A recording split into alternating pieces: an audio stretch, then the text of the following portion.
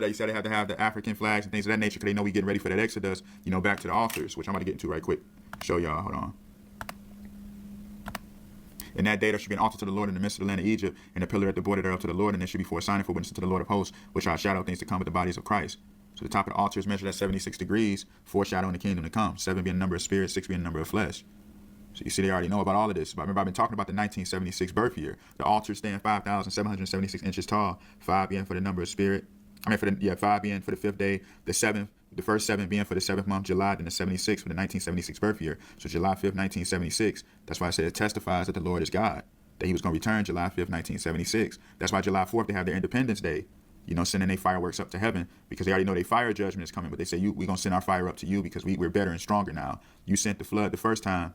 You know what I'm saying? But this time, we're going to, you know, instead of you bringing judgment on us, we're going to just shoot the fireworks to you. That's why in 1970s, you had the Star Wars going on because they know the stars were warring. Remember, he says his children are as the stars of heaven. And then, you know, Lucifer, you know, falleth as lightning from heaven. And remember, he's called the morning star. And then Christ is called the star, the morning star. And Lucifer is called the son of the morning. So you got the 2 stars, you know, one that brings grief and one that brings love and peace, you know. So you see how y'all them dancing. Then this is very important right here. That's why he said, you know, you the reason why people beating on women thinking it's cute, you know. Your influence on the youth, you know, because what he's saying is they already know that the filth about to be removed from the daughters of Zion. You know, it's about to be removed from the men as well, you know, coming out of that ignorance. You know, the rod of chastisement, the rod of Christ, bring casting away demons. So that's why when you making men think it's cool for men to beat on their women or whatever, they just talking in allegory, you know. Then he taking the cigarette, the blunt from him because it's allegory it is. In Revelation 8 and 8:3.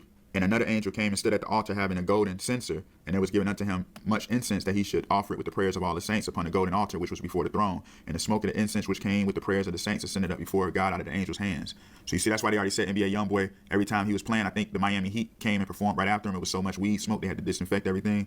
You know, just mocking how the saints, the prayers of the saints are upon the incense, but they want people doing it, you know, in wickedness with smoking marijuana blasphemy, because he's the young boy, which I'm going to get into in a minute.